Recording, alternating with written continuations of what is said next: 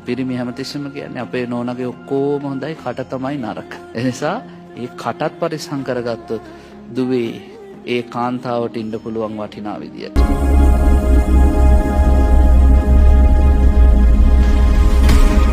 දුවේ මෙන්න මේ පුංචි පුංචි කාරණා පහ තියෙන්න ඕනෙලා. ඔන්න ගෙවල් වල දුවලා ඉන්නවා නම්, ගෙවල් වල මිනිපිරියෝ ඉන්නවා නම් මේ ටික කියලා දෙන්න ඕනේ. කාන්තාවක් ළඟ මේ පහ තියෙන්න ඕනේ. මොනවද?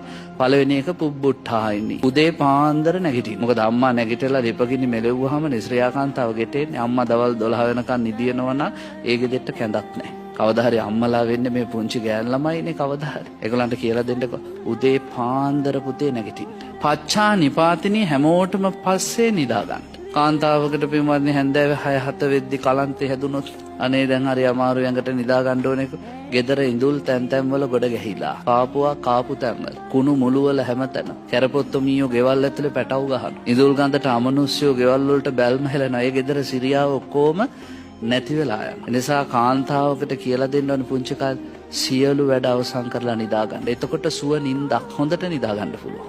පහුවෙන්ද උදේට අවදි වෙලා එන්න තියෙන්නේ දිව්‍ය ලෝකයක් වගේ කුස්සියකට. ඊළඟට බුදුහාඳුරෝ කියනවා දුවේ කිංකාර පටිස්සාවෙනි පුංචි කාලේ ඉඳන් ගෙදර වැඩ හොය හොය කරන්න ඕනේ කාන්තාව. කාන්තාවකට පින්වත්නි අමුතෙන් කියන්න කොස්ස ගන්නකො, ඉදලා ගන්නකො, අතු ගන්නකො ඒව ඕනේ නැහැ. එයාට තියෙන්න ඕනේ ස්වයං දැනීම. මා විසින් කළ යුත්තේ කුමක්ද?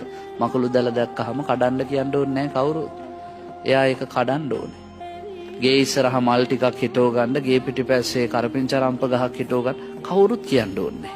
ඒ නිසා කාන්තාවකට තියෙන්න ඕනේ සහජ බුද්ධිය. කළ යුත්තේ කුමක්ද කියලා හොය හොයා කරන්න ඕනේ. මනාපචාරිණී වටිනම දෙයක්. පිරිමියා කැමැති ස්වරූපෙන් ජීවත් වෙන්න උත්සාහ කරන්න පුංචි කාලේ. ගෑනු දරුවෝ තාත්තා කියන විදිහටම හැදෙන්න ඕනේ. කවදාවත් තාත්තගේ බස ඉක්මවා යන්න හොඳ නැහැ. ඒ නිසා පොඩි කාලේ ඉඳන්ම පිරිමියාගේ බසට අවනත වීම, හික්මීමක්, සංවරකමක්, කීකරුකමක් කාන්තාව තුළින් තියෙන්න ඕනේ. අන්තිම එක කියනවා ඔය මොනවා තිබ්බත් වැඩක් නැහැ කට හොඳ නැත්තම් පියවාදිනී.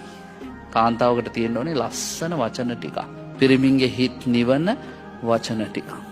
පිරිමි හැමතිස්සෙම කියන්නේ අපේ නෝනගේ ඔක්කොම හොඳයි කට තමයි නරක. ඒ නිසා ඒ කටත් පරිස්සම් කරගත්තොත් දුවේ ඒ කාන්තාවට ඉන්න පුළුවන් වටිනා විදියට. අම්මා තාත්තා කෙරෙහි අනුකම්පාවෙන් මෙන්න මේ කියන කරුණු පහ එකතු කරගන්න ඕනේ. මෙලොව පරලොව සැප කැමැතින.